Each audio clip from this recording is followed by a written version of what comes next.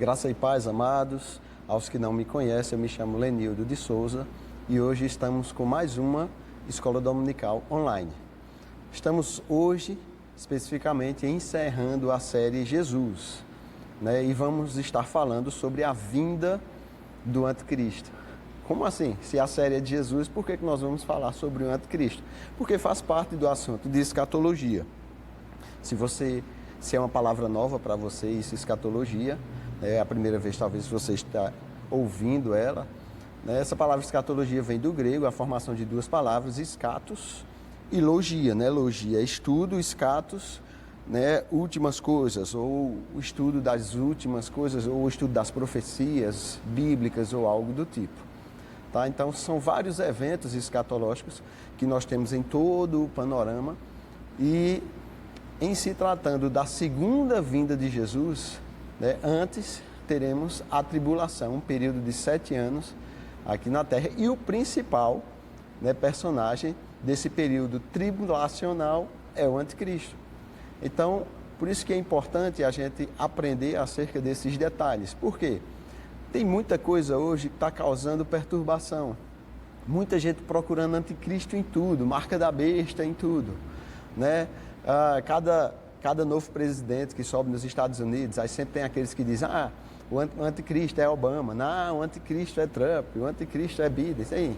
Enfim, cada um que queira procurar anticristo em todo canto, né? Então fica essa bagunça aí, marca da besta. Eu lembro que, né, lá atrás, quando surgiu o Código de Barra, tem até filmes, né, de um período mais atrás aí, falando acerca desse período escatológico. Aí colocam como se fosse o Código de Barra a marca da besta, né? Elegeram naquela época o Código de Barra como a marca da besta, erraram. Aí depois de um tempo eles vão procurando marca da besta em tudo que se imaginar, né? A vacina é a marca da besta, o 5G é a marca da besta, o Pix quando surgiu, enfim. Então tem muita bagunça, muita coisa hoje na internet. Eu sei que a internet popularizou muita coisa, mas no que diz respeito às escrituras, ao ensino bíblico, precisamos estar muito bem seguros e fundamentados nisso, para que a gente não fique perturbado simplesmente porque está acontecendo guerras, né? Porque está, enfim, acontecendo as tribulações da vida, do dia a dia, achar que nós estamos vivendo o período tribulacional e aí começaremos a cair no erro de estar procurando o anticristo por aí, né? Então é bom a gente aprender de fato o que é que a palavra fala sobre isso. E com relação a isso, eu queria, né, mostrar a importância da escatologia no nosso conhecimento das Escrituras. Conhecimento saudável daquilo que podemos nos alimentar, né, das Escrituras. Para se ter uma ideia, eu sei que já ouvi algumas pessoas falando assim, eu não gosto de escatologia, eu acho um assunto difícil, eu nem quero saber acerca de escatologia. Mas talvez essas pessoas que falam sobre isso não saibam que de 37% a 40% das escrituras é só escatologia. Isso é, quase 50% da Bíblia é escatologia. Então alguém que diz que não gosta de escatologia, ela está desprezando, né, quase que metade aí da palavra de Deus, tá? Esse assunto é tão importante que no Novo Testamento, só para que nós tenhamos uma noção, só 3 livros não falam sobre a volta de Jesus. Veja só, em todo o Novo Testamento, apenas Filemão, 2 João e 3 João. São livros pequenininhos, né, que talvez nem tenha dado tempo aí do autor falar, mas somente esses 3 livros pequenos que não falam sobre a volta de Jesus. Todos os outros livros do Novo Testamento tratam acerca disso. Então, é bom que a gente tenha, né, a gente enxergue a importância desse estudo, né, assim, óbvio que não dá para a gente ensinar tudo aqui, né, muito tempo, é pouco tempo para um assunto muito vasto.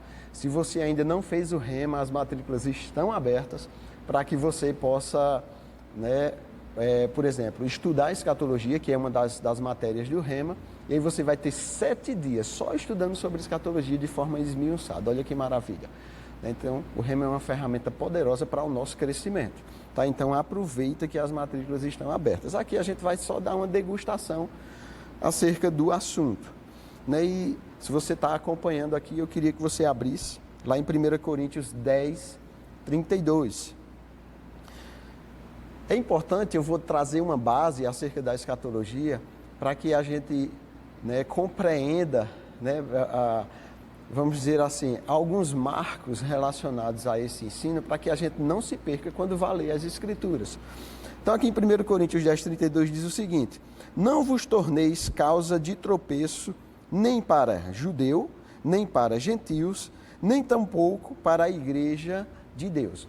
Então aqui ele fala o que os teólogos chamam ou classificam de os 3 grupos escatológicos: igrejas, gentios e judeus. Por que é importante a gente aprender sobre isso? Porque se quando formos ler as profecias escatológicas, nós não soubermos para quem está sendo dirigido, isso é, para quem é o destinatário daquela mensagem, a gente se perde. É por isso que tem muito ensino doido aí pela internet, muita coisa bagunçada, muita confusão sendo ensinada por causa desses marcos e desses detalhes que não estão sendo observados, tá? Então a gente precisa entender isso. Quando formos ler alguma profecia escatológica, quem é o destinatário? Está falando para quem? Para os judeus? Está falando para os gentios? Está falando para a igreja? São 3 grupos distintos, né? Os judeus é aquele povo que Deus levantou, né, desde Abraão, né, por meio daquela família. Ele disse que iria abençoar todas as famílias da terra, e por meio da descendência é que surgiu uma nação na terra que Deus levantou como um farol para toda a humanidade para proclamar a sua palavra. E Jesus mesmo disse que a salvação vem dos judeus, e por meio de quem viria o Salvador. Os gentios são todas aquelas pessoas que não fazem parte desse povo, que são os judeus. E quem é a igreja? A igreja surgiu depois de Cristo, né, depois da ressurreição de Cristo. Então a igreja é formada por judeus convertidos e gentios convertidos, ok? Só para que a gente tenha uma noção desses 3 grupos aí distintos que vão nortear o nosso estudo acerca da escatologia, tá? A gente tem que entender também por que muita gente se confunde e acha difícil escatologia, né? A gente precisa ter noção dos, vamos dizer assim, das escolas de pensamento escatológicas que existem, tá? E aí eu vou falar no que nós cremos especificamente, para que você entenda e esteja alinhado à visão, para quando você ouvir alguém falando sobre escatologia, você ao menos saiba reconhecer: essa pessoa aí, ela pensa dessa forma, ela é da escola, né, de pensamento escatológico tal, enfim. Ou quando você for observar um livro, vou comprar um livro de escatologia, quando você for ler lá o prefácio, algo do tipo, enfim, você tem uma noção do que aquele livro trata. O que o autor daquele livro está pensando, no que ele crê acerca de escatologia, tá? Só porque a gente tenha noção acerca disso. Então, diante dessas linhas de pensamento escatológicas, elas se dividem na interpretação das profecias acerca do arrebatamento da igreja e acerca da volta de Jesus, sabe? Então, eles se distinguem, na verdade, acerca desses 3 pilares, desses 3 aspectos. Acerca da interpretação das profecias, nós temos um grupo chamado de idealistas. Esse grupo, ele acredita que as profecias não são literais. A grande porção das profecias, elas não são literais, elas são apenas uma ideia de um tempo, né? Por exemplo, quando o Apocalipse fala de 1000 anos ou milênio, eles acreditam que isso não diz respeito a um período de 1000 anos, exatamente. Eles dizem que é um período longo, né, mas não necessariamente de 1000 anos. E eles interpretam as profecias de forma alegórica, sempre. Nunca literal, sempre de forma alegórica. E aí, meu filho, vai depender da criatividade de cada um que está interpretando a profecia lá. Então é muito perigoso, né, pessoas que tentam interpretar as profecias dessa forma. Então, esse grupo de pessoas é chamado de idealistas. Tudo para eles é alegoria. E aí, né, a autoridade da interpretação está na criatividade de cada um que vai interpretando. Tem outro grupo chamado preteristas. Preterista vem de pretérito, né? Quando a gente estava na escola e a gente estudava pretérito perfeito, pretérito imperfeito, isso diz respeito ao passado, né? Então, os preteristas, eles acreditam que as profecias escatológicas se cumpriram no passado, né? Vamos dizer assim, na geração daquele profeta ali. Então eles não têm um cumprimento futuro. Então todas as profecias escatológicas se cumpriram na geração daquele profeta, naquele período, naquela época do passado. Por isso que esse grupo é chamado de preteristas. Tem outro grupo chamado historicistas. É um grupo de pessoas que, ao analisarem as profecias escatológicas, eles acreditam que elas se cumpriram aproximadamente no ano 70, na destruição de Jerusalém e do templo, né? 70 depois de Cristo. Tá? Foi um período importante da história que faz parte dos eventos escatológicos, mas esse grupo de pessoas aqui, os historicistas, acreditam que as profecias se cumpriram naquele determinado momento ali. Tá? E existem os futuristas, que a nossa visão, ela acredita que a grande porção, né, das profecias escatológicas ainda vão se cumprir no tempo futuro. Tá? Então nós somos da visão futurista. Tá? Óbvio, mas tem algumas profecias que se cumpriram no tempo do profeta? Tem. Tem algumas profecias que se cumpriram no ano 70? Tem. Mas isso é o que os estudiosos chamam de profecia de dupla referência. Eles se cumpriram na época do profeta, ou eles se cumpriram em um determinado período na história, mas eles vão ter um eco à frente, né, no futuro. Então, por isso que a nossa visão, ela é futurista, porque ela acredita que a grande porção das escrituras se cumpre, ainda há de se cumprir à frente. Tá? Acerca do arrebatamento da igreja, nós temos os pré-tribulacionistas. Pré é algo que vem antes, né? Nós somos pré-tribulacionistas. Por quê? Porque nós acreditamos que o arrebatamento da igreja vai acontecer antes da tribulação. Existe o mesotribulacionista, que eles acreditam que o arrebatamento da igreja vai acontecer no meio da grande tribulação, né? Ou melhor, da tribulação, porque a tribulação era dividida em duas fases. O princípio das dores, que é a primeira fase, e a grande tribulação, que é a segunda fase. Esse grupo meso, eles acreditam que o arrebatamento da igreja vai ser nessa transição aí, né, depois desses 3 anos e meio de tribulação. Então eles acreditam que essa primeira fase, que é mais amena, a igreja vai passar por esse período aí. E existem os pós-tribulacionistas, que são aqueles que acreditam que a igreja vai sofrer todo o período tribulacional. Tá? Então, apenas trazendo aí como um reforço, a nossa visão é pré-tribulacionista. Isso é, ela acredita que a igreja vai ser arrebatada antes da tribulação, tá bom? E acerca da volta de Jesus, né? Existe um grupo chamado amilenistas. Isso é com relação ao milênio, tá? Tem um grupo chamado amilenista, esse A é o A de negação, né? Amilenista, isso é, sem milênio. Eles acreditam que não existe essa história de milênio, né?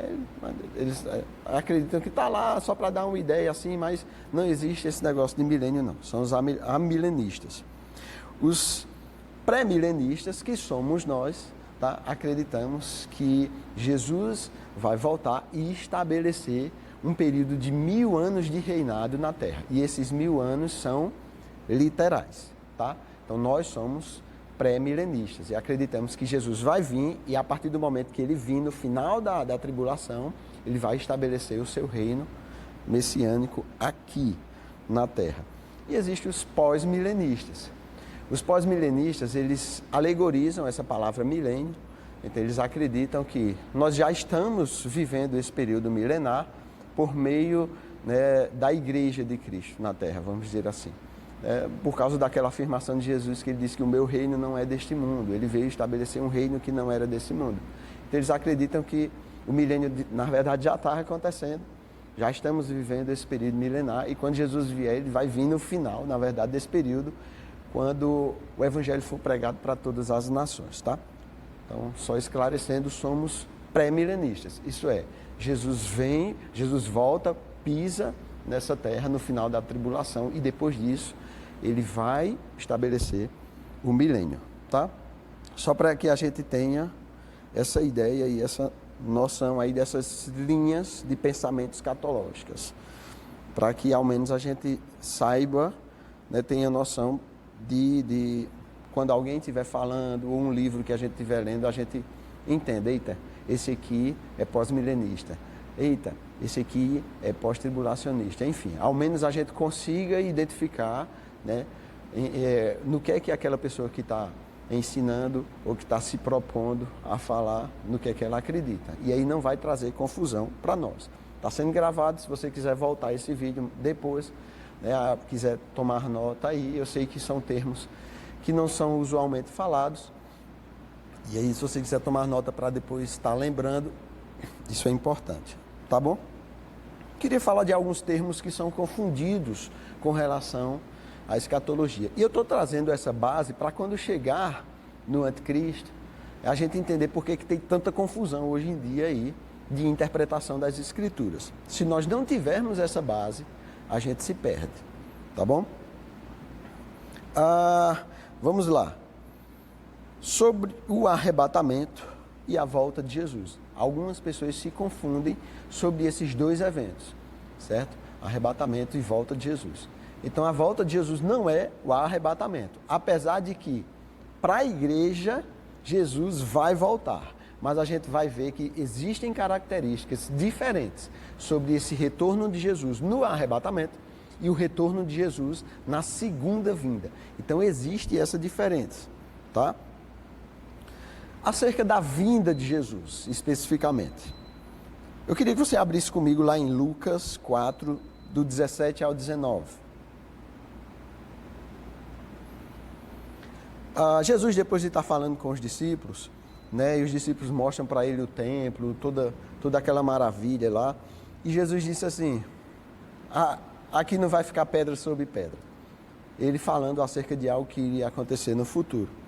E aí os discípulos, em particular, e você está falando diante de todas as pessoas, os discípulos chamam ele em particular e perguntam para ele o seguinte, são 3 perguntas que os discípulos fazem.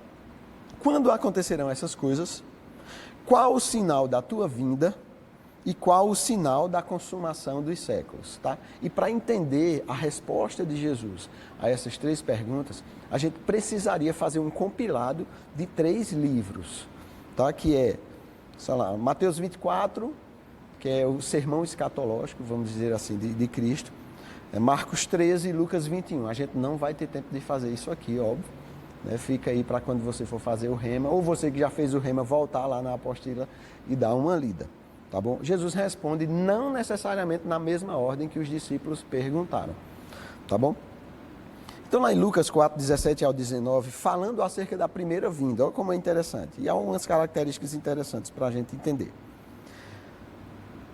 Jesus, na sinagoga, ele pede o livro, né? Isso parafraseando aqui. Aí no 17, Lucas 4, 17, diz assim, então lhe deram o livro do profeta Isaías.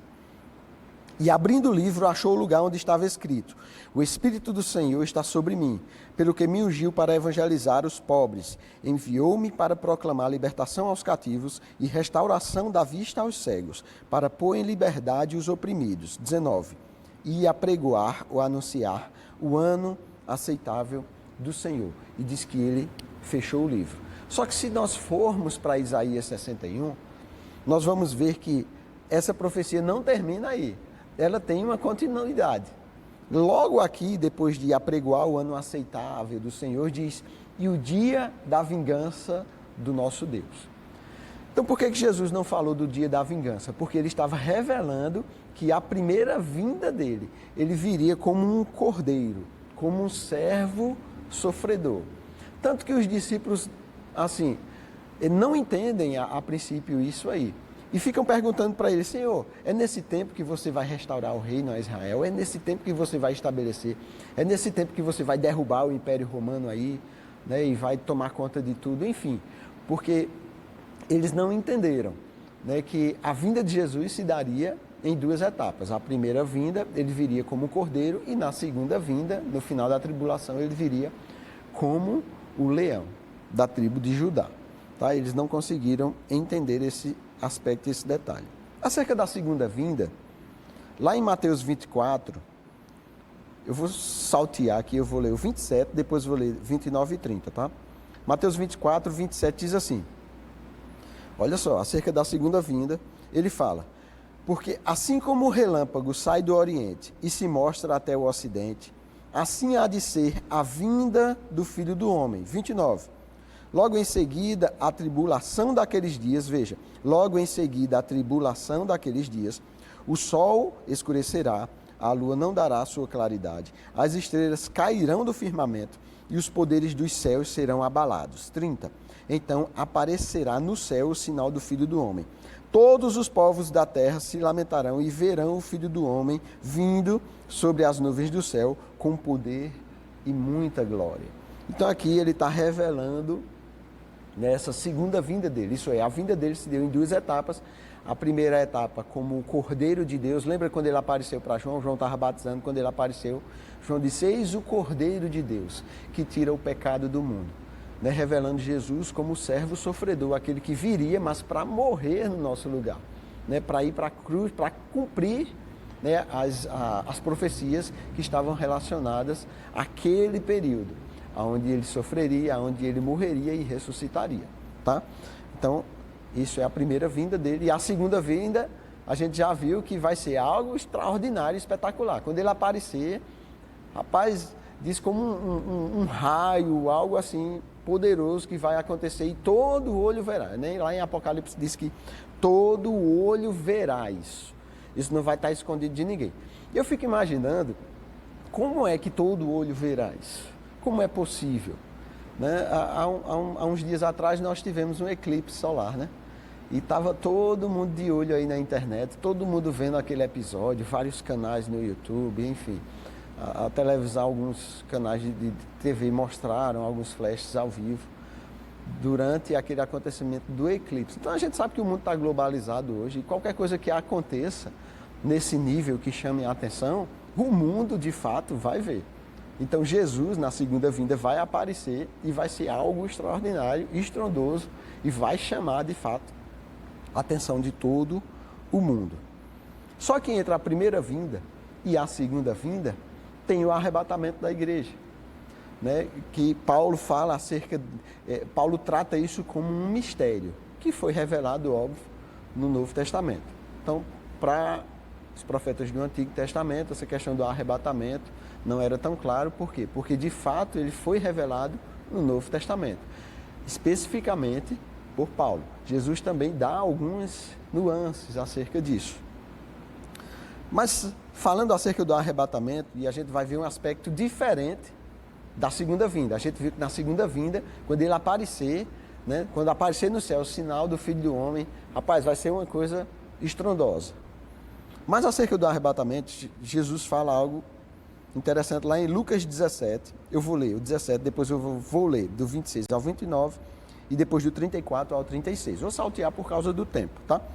Lucas 17, 26 ao 29, diz o seguinte: assim como foi nos dias de Noé, será também nos dias do Filho do Homem.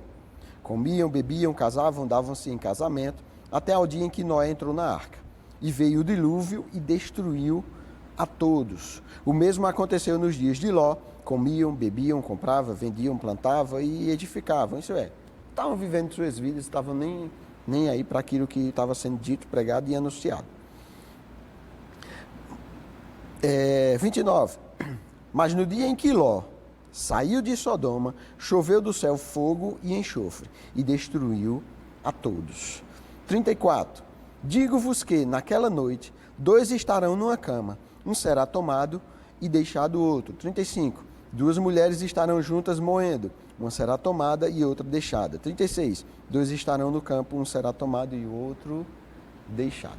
Então aqui está revelando algo de que no dilúvio, por exemplo, né, Noé estava lá construindo a arca e estava, né, anunciando para as pessoas, e de alguma forma ele, né, vamos imaginar que ele virou motivo de chacota. Vai fazer um troço desse tamanho, botar gente dentro, botar bicho dentro, dizendo que vai vir chuva, e que conversa doida é essa? Enfim, e se a gente observar, tem muita gente hoje em dia dizendo, cadê Jesus que disse que ia voltar? Né? Cadê essa história aí que ele viria? Não está acontecendo nada, está tudo do mesmo jeito. Enfim, então a gente pode imaginar que a segurança da arca é Jesus. Isso é, todos aqueles que estiverem nele estarão protegidos do juízo, porque o dilúvio representa juízo. Então a arca estava acima das águas, isso é, a arca estava acima do dilúvio, tá? Então isso nos mostra que quando o dilúvio, isso é, o juízo de Deus acontecer aqui no período tribulacional, a igreja estará acima disso.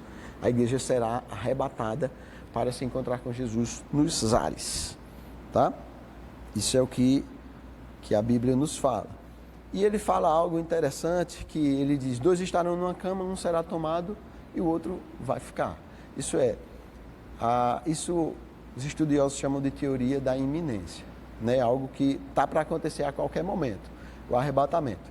E assim, as pessoas simplesmente elas vão perceber que tem gente sumindo, né, do nada. Enfim, vai ser algo que não vai ser como na segunda vinda, quando Jesus vier, vai aparecer algo estrondoso no céu e todo olho verá. O arrebatamento não.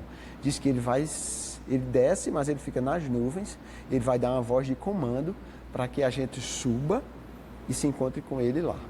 Tá? E para o povo que vai ficar na terra, isso vai ser um mistério. O que é que está acontecendo? Esse povo sumindo. Né? Então, é bom essa questão da internet, porque são registros que estão ficando daquilo que a gente está ensinando, daquilo que a gente está falando. Quando o período tribulacional acontecer, quando o arrebatamento da igreja de fato acontecer, que o povo sumir, o caos se estabelecer aqui, eles vão buscar evidências. E às vezes as evidências estão aí, estão na palavra, estão nos vídeos que estão sendo, né, guardados aí, ficados aí como registros da internet, tá? Para que eles possam entender. Rapaz, eu acho que isso é aquilo que os crentes falavam, tá? Enfim.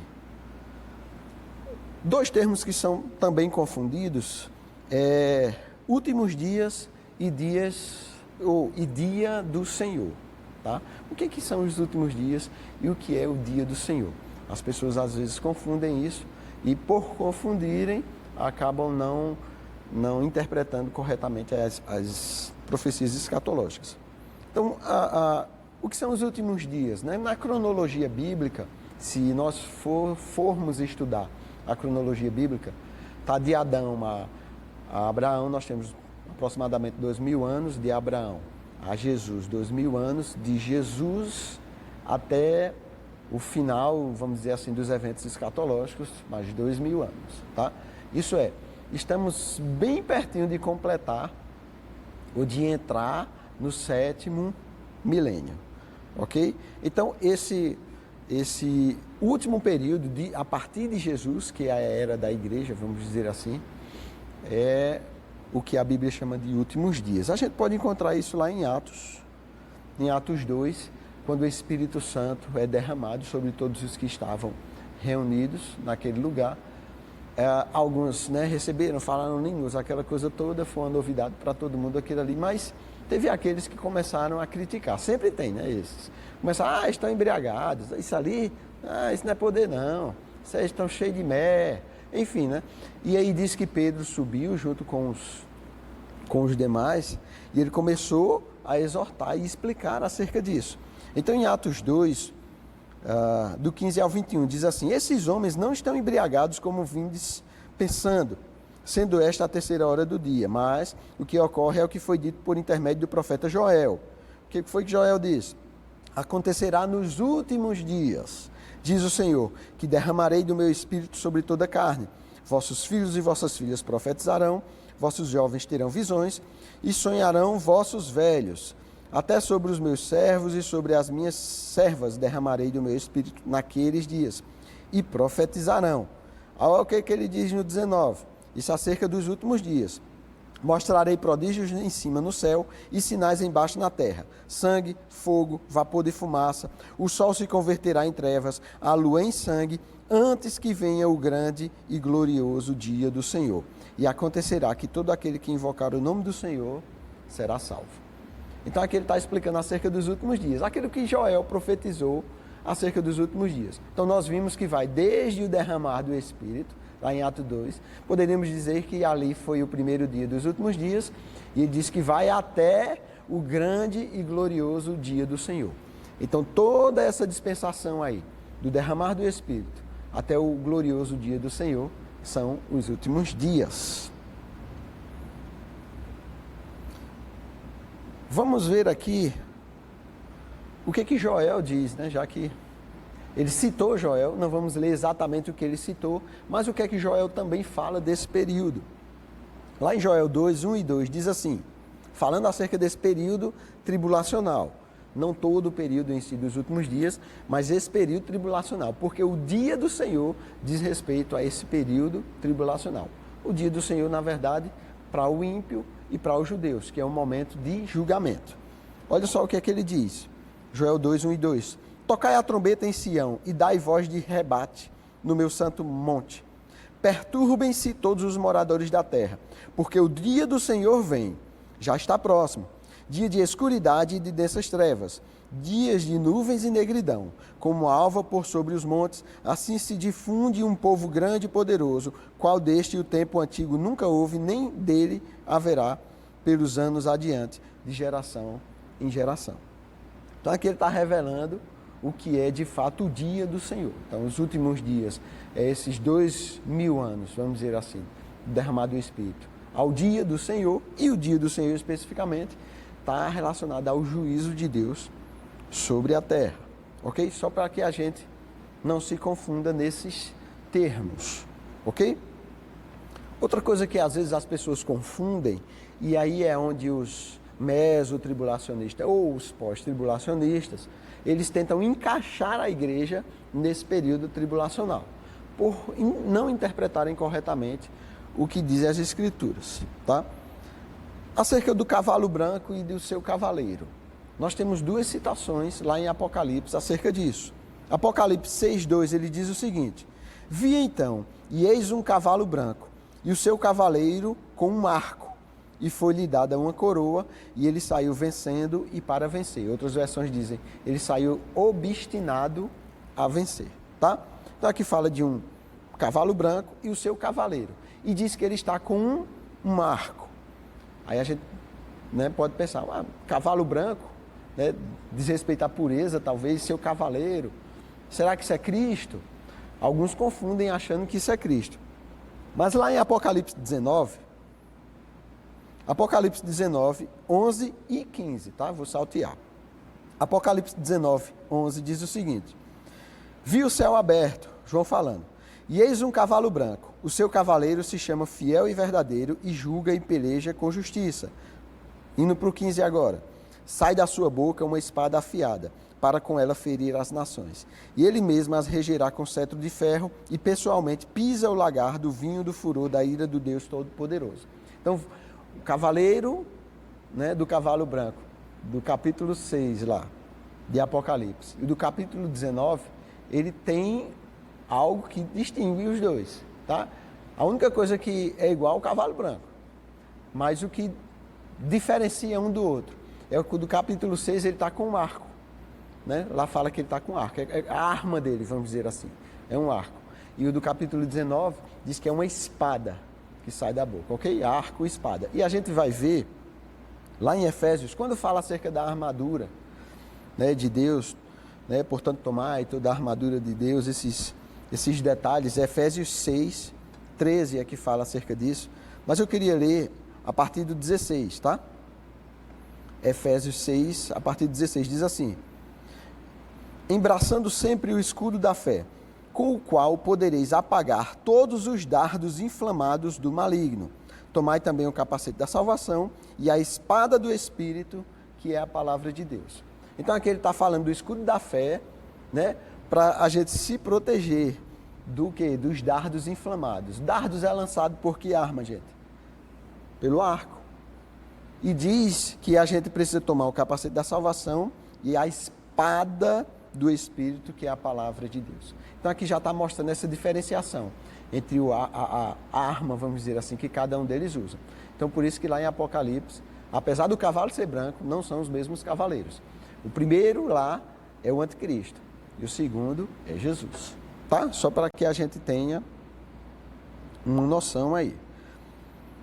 Acerca do período tribulacional ou da revelação em si, né, do anticristo. Daniel, alguns estudiosos dizem que é o Apocalipse do Antigo Testamento, né? Lá em Daniel 9, 26 e 27, diz assim: depois das 62 semanas, será morto ungido e já não estará. falando acerca de Jesus. E o povo de um príncipe que virá, esse príncipe é o anticristo, e o povo de um príncipe que há de vir destruirá a cidade e o santuário, e o seu fim será num dilúvio. Dilúvio, lembre, né? Dilúvio diz respeito a juízo. E até ao fim haverá guerra, desolações são determinadas. 27. Ele fará firme aliança com muitos por uma semana. A gente, né, para nós hoje, essa palavra semana diz respeito a esse período de 7 dias. Mas naquela época, semana é um conjunto de 7. Assim como dúzia é um conjunto de 12.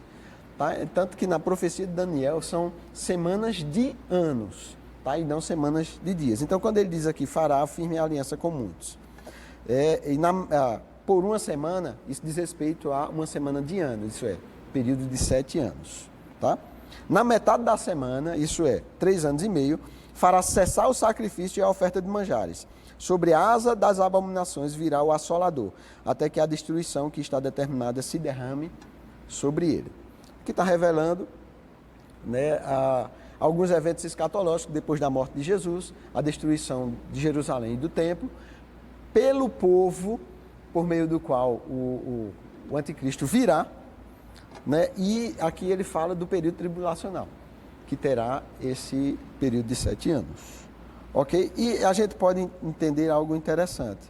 Sempre esses eventos da tribulação estão relacionados a Israel, ao templo, ao povo judeu.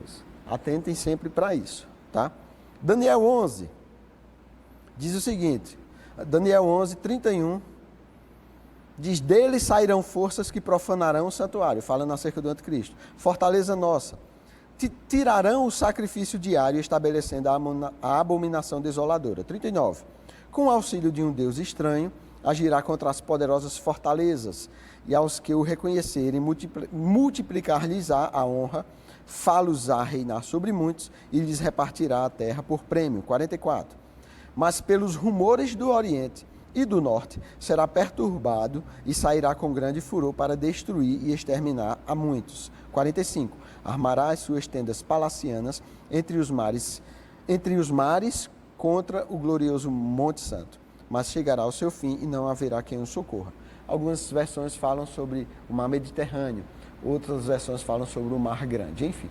Então aqui está falando que, por causa de alguns rumores do norte, esse norte entende de Israel, porque os eventos se dão lá, tá? Ele vai armar as suas tendas palacianas, sei lá, o seu abrigo militar ou algo do tipo, lá no deserto, entre o mar Mediterrâneo e o Monte do Templo. Tá?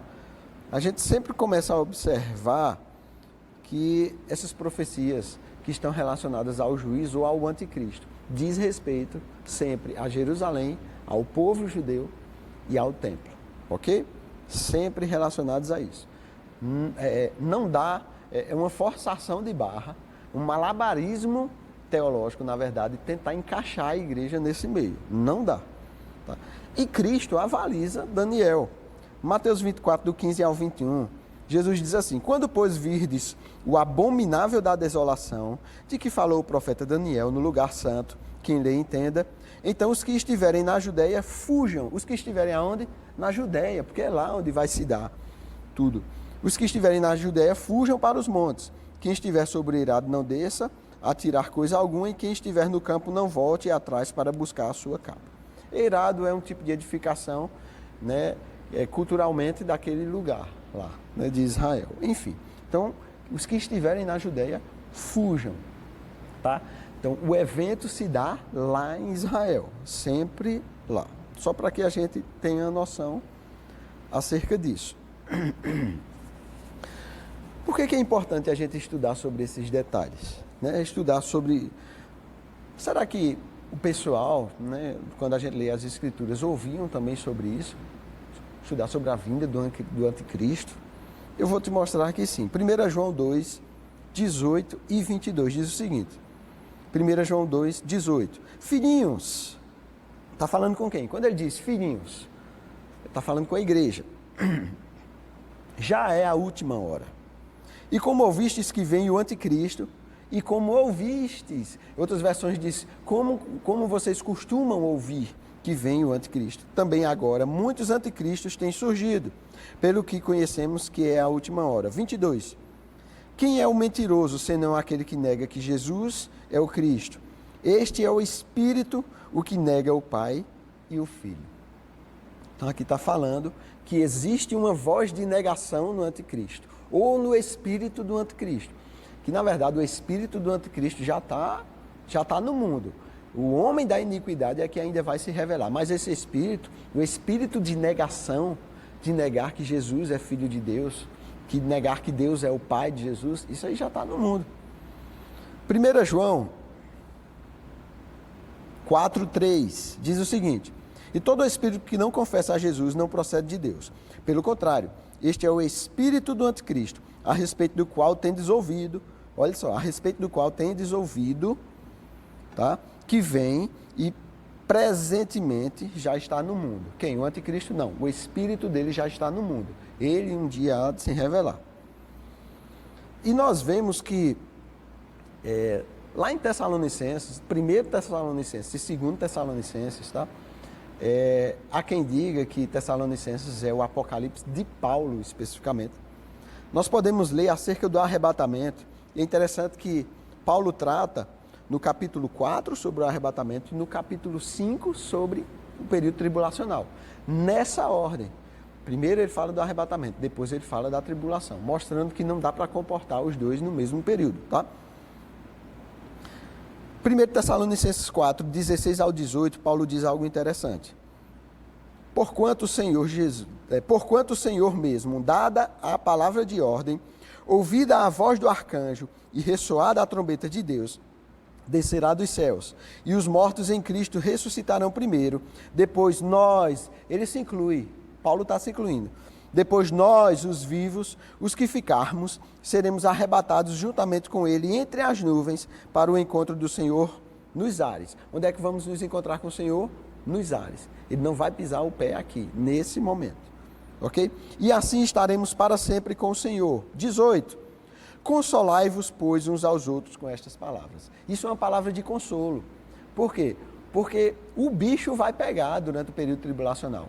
Então, por que isso é uma palavra de consolo? Porque ele está dizendo, antes desse dia chegar, desse momento chegar, eu vou levar vocês comigo. Por isso que é uma palavra de consolo. Não faria sentido ele dizer que ia levar no final, depois de ter comido o pão que o diabo amassou aqui.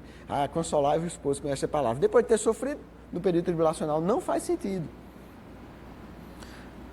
Já em 1 Tessalonicenses, capítulo 5, ele vai falar especificamente sobre a tribulação. Do 1 a 11, ele diz, irmãos, relativamente aos tempos e às épocas, não há necessidade de que eu vos escreva, pois vós mesmos estáis inteirados com precisão de que o dia do Senhor vem como ladrão de noite.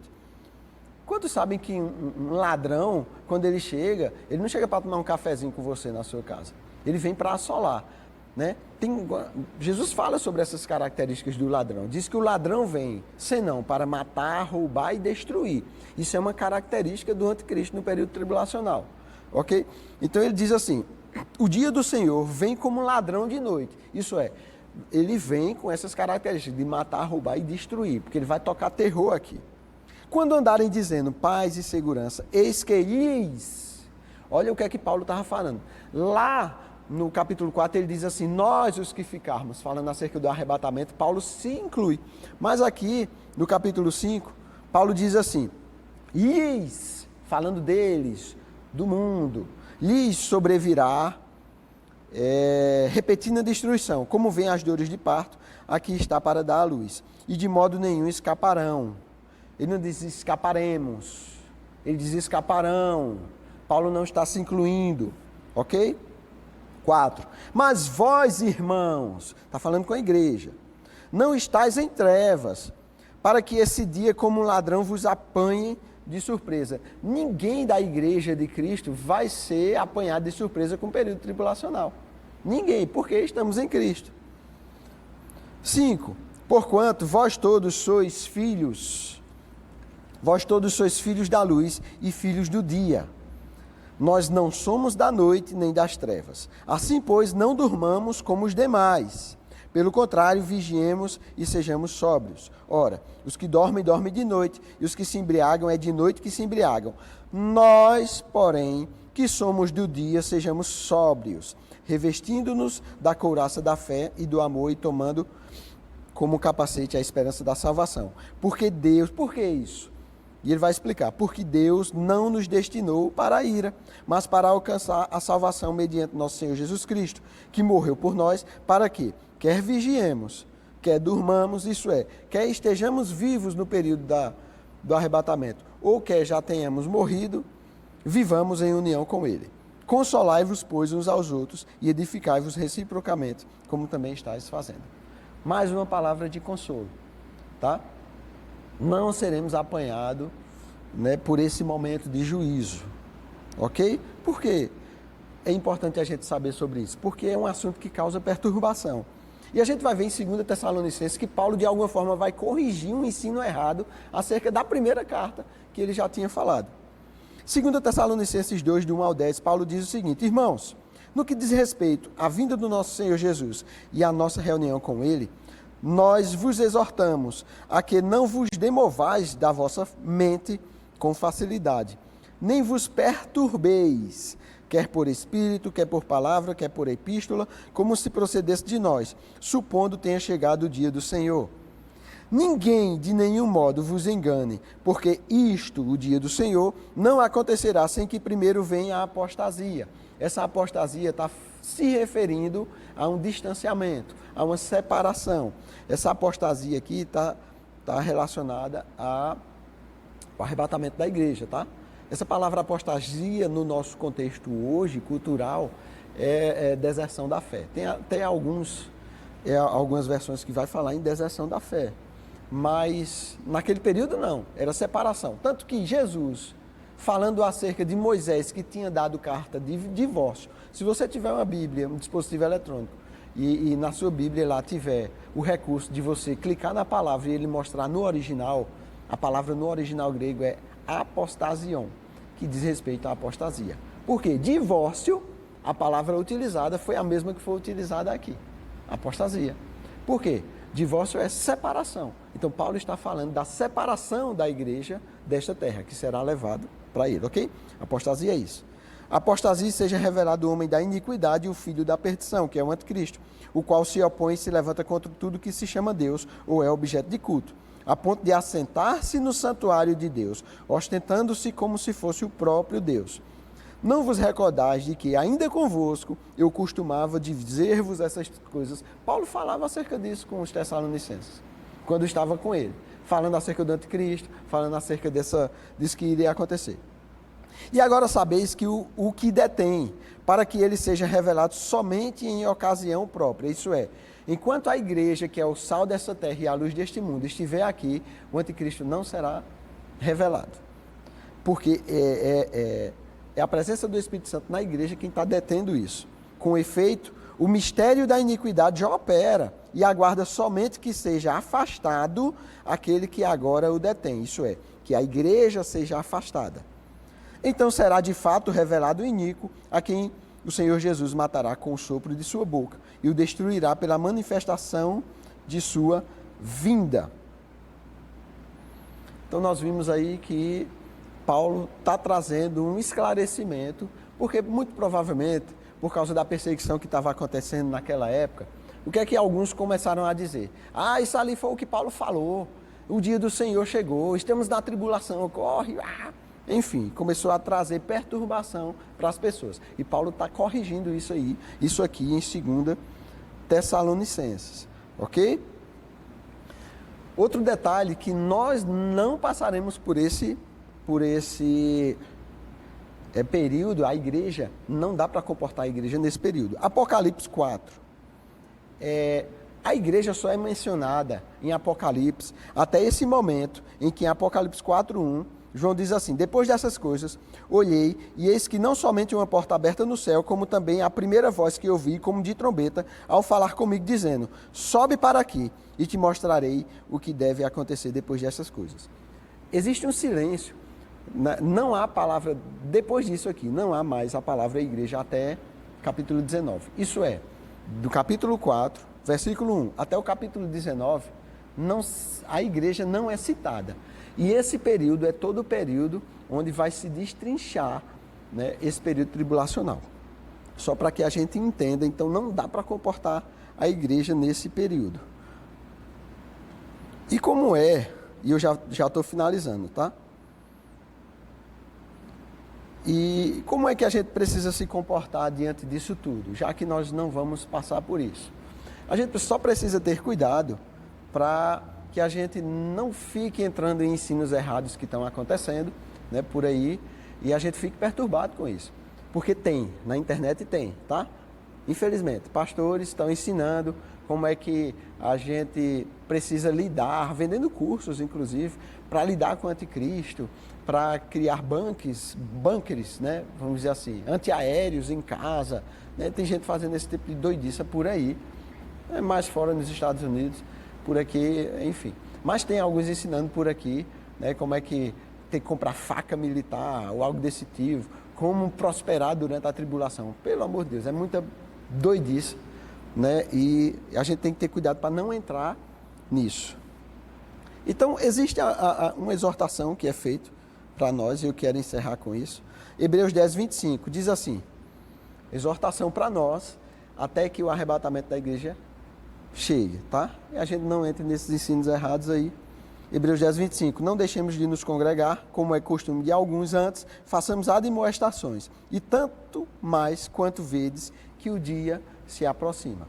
Então é possível a gente ver pelos sinais que estão acontecendo, que esse dia está próximo. 1 Tessalonicenses 15, 5, 1 Tessalonicenses 5, 14 ao 23 diz assim, exortando-vos também, irmãos, a que ademoesteis os insubmissos, consoleis os desanimados, ampareis os fracos e sejais longânimos para com todos. Evitai que alguém retribua a outro mal por mal, pelo contrário, segui sempre o bem entre vós e para com todos. Regozijai-vos sempre, orai sem cessar, em tudo dai graças, porque é a vontade de Deus em Cristo Jesus para convosco. Não apagueis o espírito, não desprezeis as profecias, julgai todas as coisas, retende o que é bom. Abstende-vos de toda forma de mal. O mesmo Deus da paz vos santifique em tudo, e o vosso espírito, alma e corpo sejam conservados, íntegros e irrepreensíveis, até a vinda do nosso Senhor Jesus Cristo. Tá? Então, que a gente receba, acolha com mansidão essas exortações, e que a gente entenda que o arrebatamento é uma palavra de consolo, não é de perturbação. Perturbação é para quem vai ficar aqui. Nós vamos subir com Cristo. Tá bom, gente? Eu queria, dando continuidade a esse momento, né, se você desejar fazer, e isso é um costume que nós temos na nossa igreja, dos dízimos e ofertas, porque é uma ordenança do Senhor para nós, né, onde nós o reconhecemos, né, diante de tudo aquilo que Ele faz chegar em nossas mãos. Tá? Então, se você desejar fazer isso, por meio dos dízimos e ofertas, nós vamos disponibilizar o Pix da nossa igreja. Você pode perguntar se você faz parte das redes sociais.